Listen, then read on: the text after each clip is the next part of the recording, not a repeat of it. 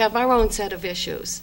And we need to get rid of user fees. Kids shouldn't have to pay to ride a bus to school or play athletics or be in a club. Especially, you know, the volunteer club. Kids pay $400 to volunteer. So we need to do something with the funding. Mr. O'Leary, do you have further comments? Sure. My wife and I, Sue, I was born and raised in North Reading, and I'm a proud Hornet. Graduated North Reading High School, and we decided to buy and invest in this community. And a major factor certainly is education, the educational system, the school system here in North Reading. So if you're not going to invest in that and maintain that, your property values are going to go down. Over the years, having been on the Board of Selectmen, I have helped and worked diligently to try and close the budget gap, ensure that the programming and curriculum that the school system and school committee has been looking for have been funded to the best of the taxpayers' ability to pay. And we've reached some pretty good compromises over the years. When I first got on the board, the split used to be about 60-40, and now it's 67% now to schools instead of 60%. So lobbying through the Mass Association of School Committees, Mass Municipal Association, public advocacy groups like NRU are all going to have an impact and need to continue to be supported. And again, we just have to make sure that the legislature corrects some of their formulas, ensures that the suburban communities do get their fair share, and not penalize those communities that do a good job at very low per pupil costs. Mr. Fode, do you have further comments? Yes, please. Unlike Stephen and his wife, I wasn't born here and raised here, but my wife and I chose to, after looking carefully at a number of communities, that we wanted to raise our daughter here. And most of you know the reason why you move to a community when you have young children is for the school system. We're comfortable with the school system here, but we need to make sure that it's properly funded. We need to make sure that the schools are getting everything they need to educate our most important resource, which is our children. So again, we need to make sure we go to the state delegation, talk to them, lobby them to make sure that Chapter 70 is level funded at worst. At best, we need to make sure it's increased every year. And again, that's what we have to do. And we work with several communities and NRU and make sure that we can get that increased. Just to wrap up and say that I know the school committee has done an incredible job. I know that our system continued to move forward with tennis courts and a beautiful new football field and new buildings, so the residents have done their job. And I see in the state budget federal funds flowing into this state that are not making it to the suburbs, and that has to change. Our kids deserve just what all the other kids have. And if we're a success model, why aren't people mimicking us and pouring the money into our programs instead of into cities and districts that are constantly failing? It's bad policy. Mr. Fode, you'll start off with the next question. And this is to everyone.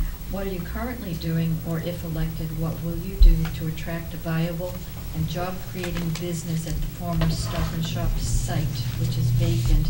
And I'd like to broaden that question and just sort of turn that into economic development in town. Well, going back to economic development, then we have to talk about wastewater again. I mean, it's one of the things we have to do to make sure. I mean, that's a very large building, and one of the reasons why it's vacant is because you have to find a business that's big enough to go in there, but again, you have septic. I was a little disturbed when Stop and Shop was allowed to move from that location to their current location, and the purpose of that was to keep competition out. The town has no say in that. They have a right to go where they want, and I'm glad that some of the businesses they were talking about going there didn't actually transpire. We need to, again, look at wastewater. That's the only way we're going to start getting some real development in town. That building is a large building. We need to look at something that's going to go there, but it's going to fit in with the town, not Ocean State Garden lots or a business like that. We need to make sure it's a business that's going to fit in town, not take away from the lifestyle we have here. We don't want to jeopardize that. So I think it starts again with wastewater. Ms. Hardy-Bach. It does go back to the issue of wastewater. And, you know, I'm not versed in marketing or in businesses and how to increase a business program, but I think we could start with some focus groups. We have a very active Chamber of Commerce and some great businesses that would love to engage. And let's look at, are there restrictions or bylaws that are impacting their business negatively? Certainly we should sit down at the table with whoever owns the old Stop and Shop building and find out if there's some deliberate act to leave it vacant, or are they really having a hard time renting it or selling it, and see what we can do to influence that. But beyond getting the businesses together and seeing what we could do to assist them, I don't believe it's government's role to interject any philosophy into a business community.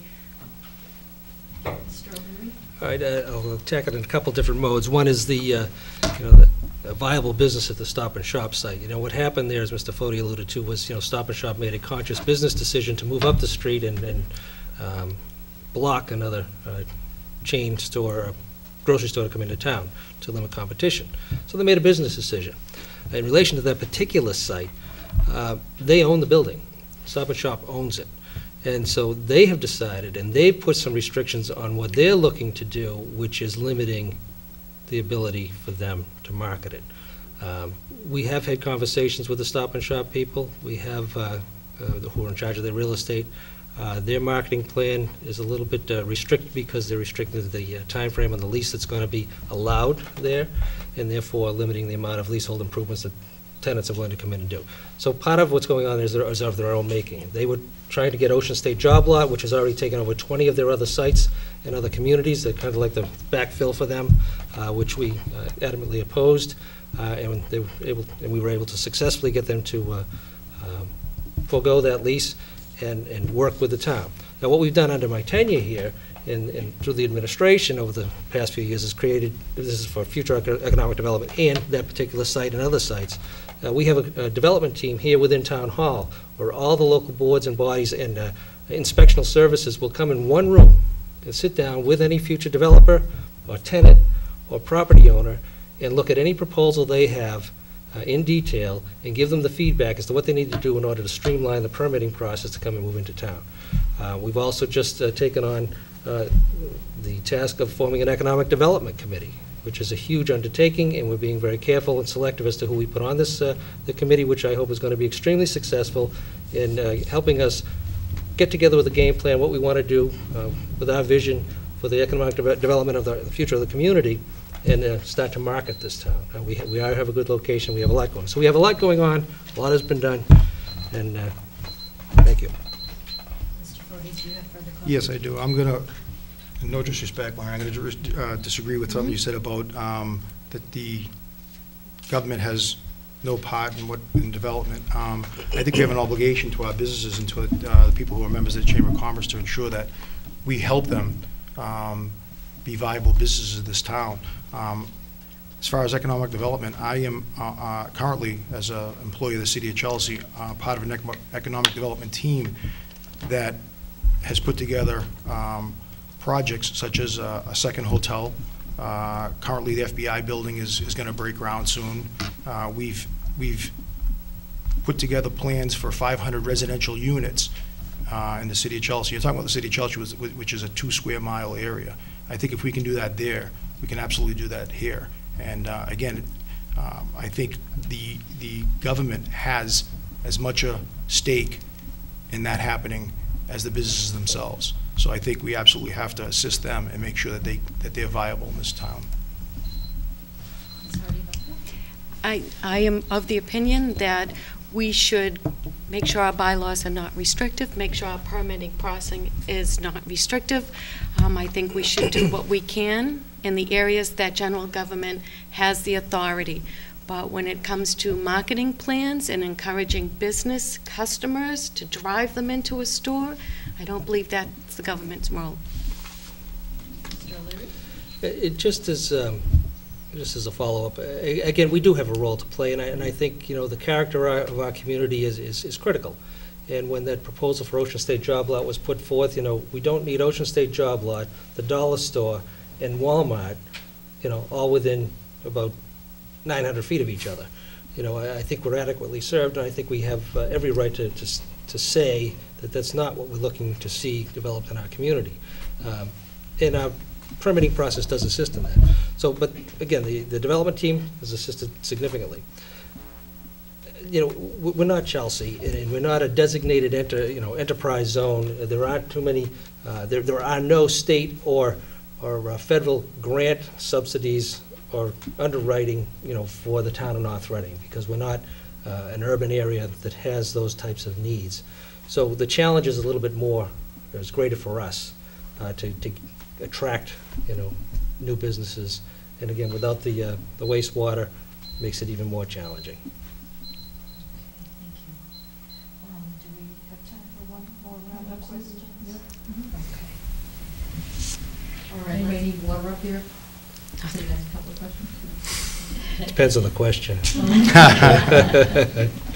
Okay, it's something on a little lighter note, maybe. Okay, and we'll address this to Ms. Hardy-Vaca first. Do you think the existing trash services costs are fair? Can they be improved? Everybody pays the same amount regardless of how much trash? Yeah. I would love to see the trash fees rolled back into the tax rate. I don't think that's an easy task, but I think it's terribly unfair now that I am a family of two and put out one barrel. I get it now. When I had a family of kids and I was putting out 5 barrels, I thought, yes, let's keep it fair. So in all honesty, I can see what some people have been saying. And also rolled into our trash service are hazardous waste pickup days, and I'm just wondering what that budget looks like, how much is afforded under the tax rate, how much the user fees support the program, and if the program has been growing over the years to pick up these hazardous waste days and other kind of collections and recycling. So it is definitely one area of the budget that I would love to research more and get more familiar with, because I have come to a new position on equality and trash user fees, and I think it's a shame that we charge for trash pickup. Mr. O'Leary? Is it fair and equitable? No. Is there a better way of delivering the services? We haven't been able to develop one yet. Previously, we had the old sticker system, whereas if you put out 1 barrel, you use 1 sticker. You put out 2 barrels, you use 2 stickers. The problem with that was that we weren't charging enough for the stickers, and we were subsidizing the program through the tax dollars a little bit more. But as the challenges came forward over the years to free up more cash, whether it be for public safety or public health or senior citizens or school department, we had to free up, hundreds of thousands of dollars. So one of the only areas that we could look at was go to a straight user fee to subsidize the cost of the trash program. And so now the vast majority of all the money that's being spent on trash collection is through the user fee. It's not through raise and appropriate through taxation. So what we'd have to do then is roll it back into the raise and appropriate by taxation, and at what cost to what program. And this is the challenge that we have. If we go back to some sort of a what costs to do it. I mean, at one point we looked at a few years back, it was going to be about $4 to $4.50 a bag if we were going to maintain the system paying for itself. So what we came up with was this hybrid of basically saying X number of costs per household to get it done. We're constantly challenged with taking a look at the program, the costs associated with it, how we're going to assess it. Again, we do a lot of recycling ourselves. We put out one barrel, maybe 2 little bags in 1 barrel a week now, because we recycle a lot of it. And a lot of the communities doing the same thing. We would urge them to continue to do that, because that does cut our costs. So is it fair and equitable? No, because those low users are paying a higher price than the higher. But we have capped the number of barrels that are being put out for the first time last year. So you can't put out 16 barrels of trash and take your relatives from out of town to bring them in. So we have capped that, and we're looking at even curtailing that even more. Thank you. Mr. Well, I think first and foremost, we need to relook at the contract